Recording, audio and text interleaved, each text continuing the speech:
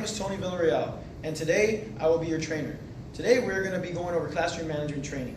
This is an important factor as far as being a teacher goes because this is what we are based and graded on as well for most of our teaching careers.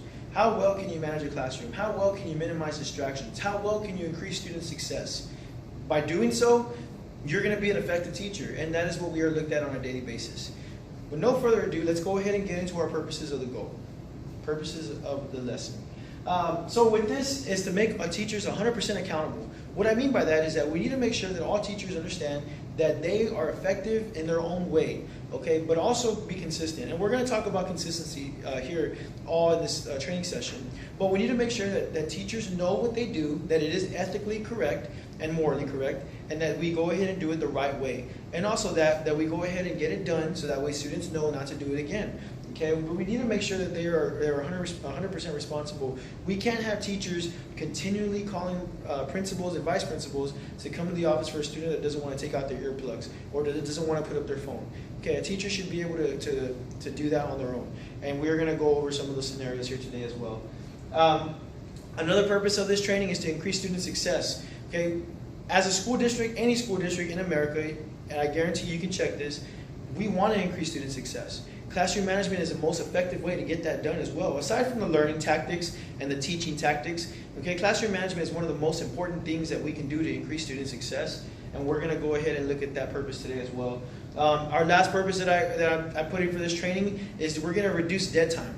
What I consider dead time is the time that it takes you to scold a student or take care of an issue that's going on, whether it's a student that brings in food or a student that has their phone out. The time that you take to do that is considered dead time, because that reduces, or that is where you have that lack of time that you are losing for instruction. Okay, remember, some classes have 45 minutes long, 7 or 8 periods a day, and that is expected to be bell-to-bell instruction. And that amount of time that you lose, whether it's a minute, whether it's 5 minutes, 10 minutes, if it's an extreme situation, that's instruction time that you lose, and you can lose students in that as well. And that goes as a piece to increasing student success if we can minimize that dead time. Okay, so some goals for this training now. What I want you to take away from this training? Well, first of all, I want you to have the best classroom management in the school. And that is on a per teacher basis, right? It's not just a department or anything, or as a campus. I want every teacher to be consistent. And that's what we should be striving for in this case, all right? We want to have the best classroom management, so we want to be able to be consistent as far as first period, second period, third, fourth, and so on. Each teacher is following the same agenda. We can't have a student that walks in out of dress code, that makes it through first period, goes to second period, and the second period teacher is telling them you're wrong against dress code. That's where we start coming across issues. That's where we come across classroom management issues, and we want to avoid that. Okay, we need to be consistent, and our goal is going to be to be able to do that, the best that we can. Another goal, and we just talked about it, we want to be consistent. And I'm gonna beat this up like a dead horse, right? I'm gonna beat this up. We need to be consistent across the board, and whether it's all teachers, we need to be consistent as far as all the consequences that come around as well. It can't be light on one end and heavy on one end. It needs to be equal all the way through.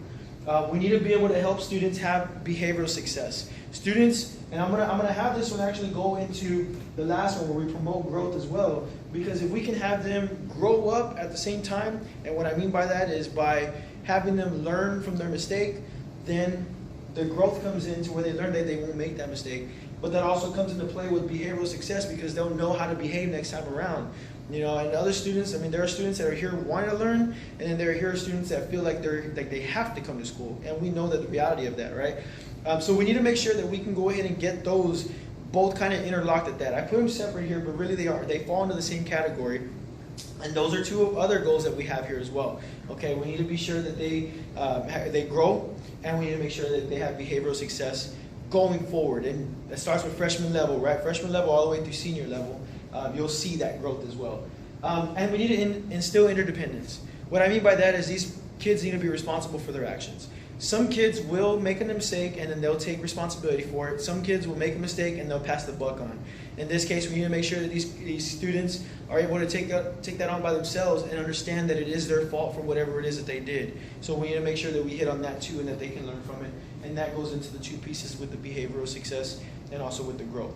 So let me give you an example, class, real quick. Now, your example is that you are lecturing, okay? You're lecturing Put yourself in my shoes. You are lecturing to a class of 30 students. Okay, you have 2 students in the back that all of a sudden start talking to each other. Okay, and they're starting to talk kind of loud, they're mumbling, they're laughing. You have other kids that are looking around. You stop, you scold them, you tell them, please stop talking. I'm going to move you. The next warning, I'm going to move you if you do not stop talking while I'm lecturing. They say, okay. You start lecturing again. A few seconds later, they again start talking, laughing, mumbling. Now you have the other kids around them that are telling them to be quiet. Some that are saying shh, and then you also have a couple that are just looking that way because it's a distraction. Okay, what do you do? My question to you is, what do you do? Now, everybody's going to have a different answer. My answer to this is that what I like to do is I like to move them. I have assigned seating in my classroom, so what I do is move that one distraction, or one of the distractions.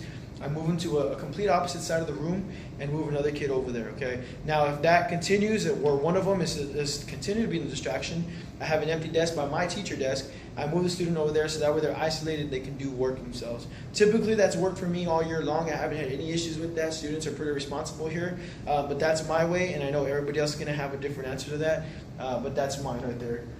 Okay, so what I want to do is, here's the engagement piece of the lesson, right? I want you to go ahead and take out a sheet of paper. This is a respect assignment. What I want you to do is write down a few things as far as what respect looks like to you.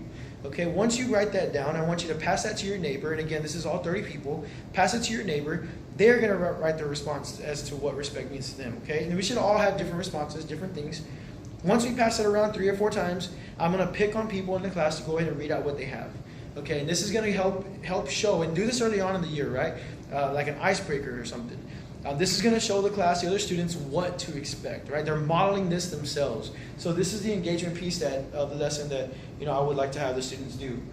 Consequences: be consistent with your consequences, like we talked about. Provide a student contract at the beginning of the year. That's exactly what I do. It works out well, especially when parents have issues, or if parents have questions about it. Abide by the contract the entire year. That again goes into being consistent. And let parents know the positives, right? Don't always just hit them with the negatives or what they're doing wrong. Let them know that their students are good kids as well. And they really are. We know that. So your conclusion for today's training, and I hope you got a few things out of it as far as managing a classroom and how important it is. Remember, bell-to-bell instruction is of utmost importance. Be consistent, as we've talked about. Set your incentives and goals, just as we talked about right here, and what you're willing to meet. Okay? And always be respectful, as the respect assignment that we did today. If you have any questions, you know where to reach me. Other than that, thank you very much for coming to today's training session. I hope you got something good from it. Thank you.